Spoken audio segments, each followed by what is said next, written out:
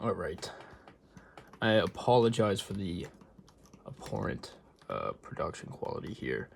I'm going to show how to take a flat image and make a sphere slash lamp of sorts in which the shadow of that sphere is the flat design that we had. I don't know the limitations of this. Like, I don't know when it stops working. But so far it seems to have worked with everything I've tried it with. So these are 3 designs. I have like the Suzanne, I have a piece of text, then the original grid. And I've set these all up to be the same width, which will just simplify it. We can use the same sphere for all of them. They're all completely flat. They have no thickness to them right now, and they're all laying flat on the grid here. Essentially, we're going to want a sphere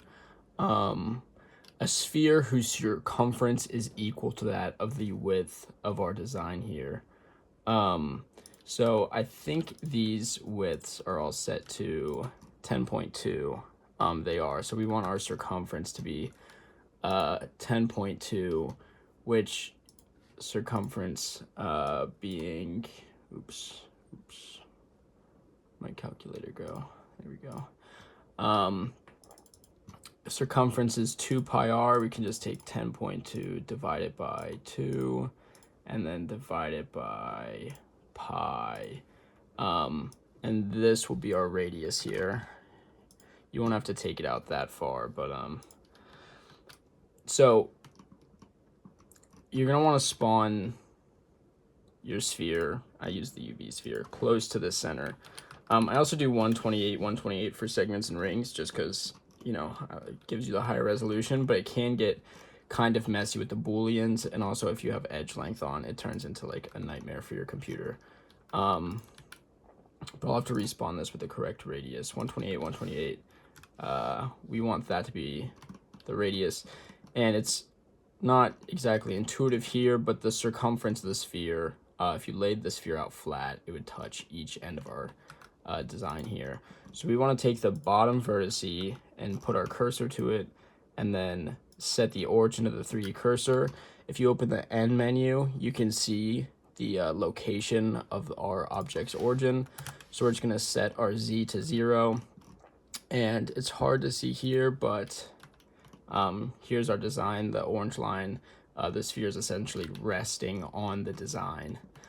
Next, what we want to do is set your origin here. And for the time being, I would take all the faces of your design. I'm going to turn edge length off. And just extrude it.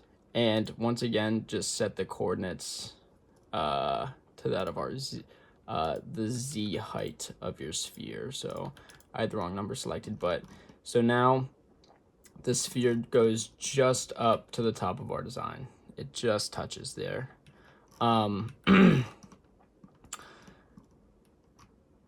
You're gonna want to then merge at cursor. You want it to merge at the top of the sphere. Don't do merge at center, because it might not be exactly aligned with the top of the sphere.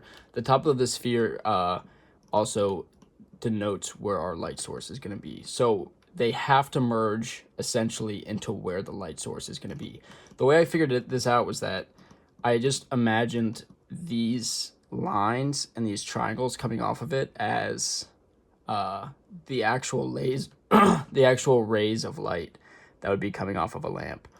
So essentially, you can think of these now merged faces as the rays of light that are all going to have to meet at the light source, and then the original design being the projection from that.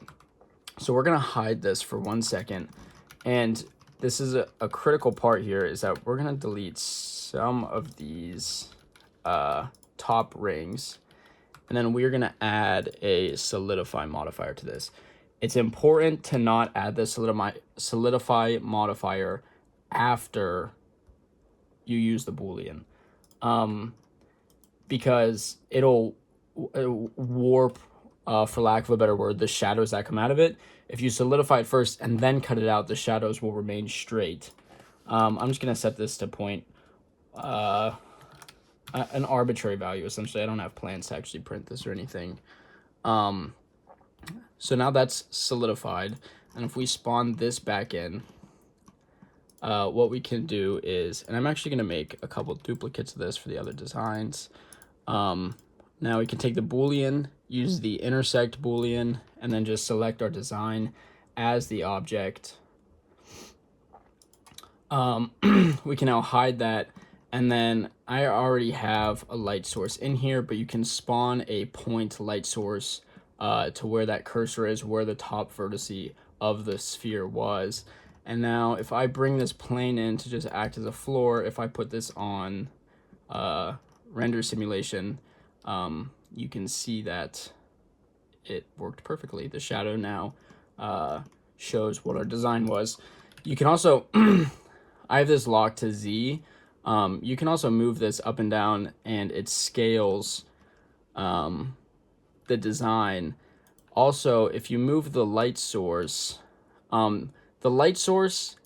its distance from the sphere is the only value that has to remain constant. The light source can get brighter, it can get dimmer. Perhaps the sphere can get larger. I haven't tested that.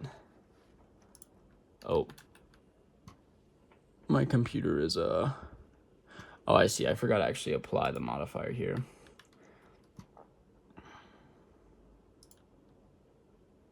There we are. Yeah, it seems you can completely scale the sphere with the shadow remaining constant.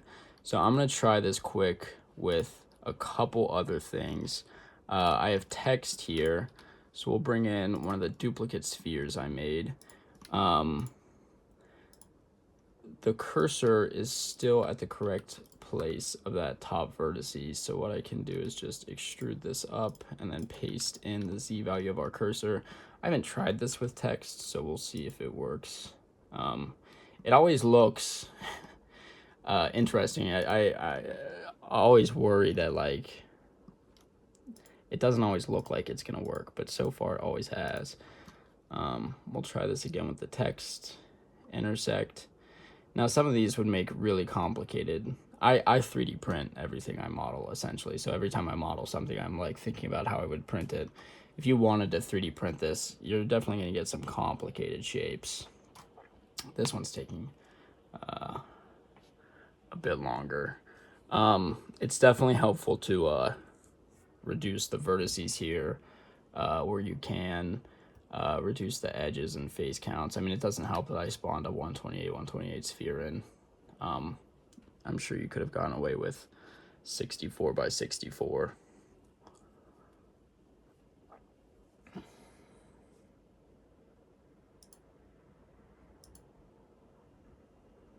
Thank goodness.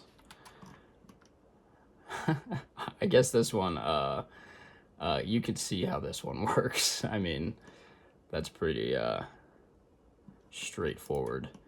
I'm gonna apply that. It clearly messed up one part of it here, but I should be able to just manually clean that up, I hope. Boy.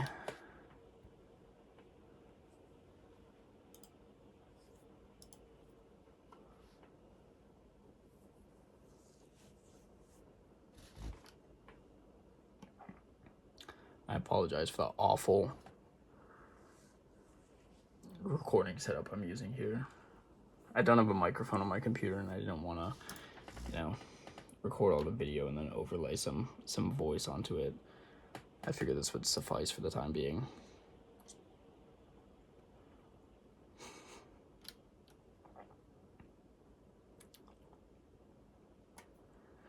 Thank goodness. Okay. Yeah, I was hoping this edge would be here, so we could just easily delete those faces and the underlying. Okay, that all works good. If I spawn in my plane again, works absolutely perfectly. I mean, this would be, borderline impossible to print. It seems you would perhaps want to opt for continuous continuous shadows in a sense, where each of these is now an individual shadow, and you would somehow have to find a way to bridge all these letters together and round it out in a way where there's enough of a structure that it could actually be printed. And I think I had, this was the original shape I tried this with. So we'll once more bring in our last sphere. Extrude this to the top, merge at cursor. Again, you're going to extrude it to where the top vertice or vertex of the sphere was. We then solidify the sphere. We merge all the vertices at that apex or top vertex of the sphere. After solidified, you then do a Boolean intersect. Use the design as the object.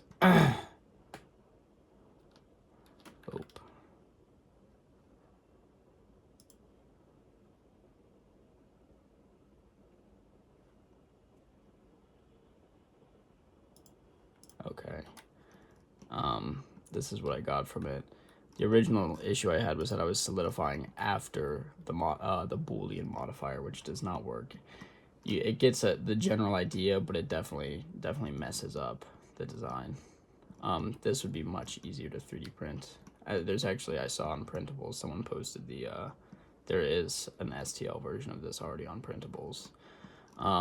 But yeah, that's the idea. I mean, it seems to work consistent for every design I've tried it with, which is pretty cool. Okay.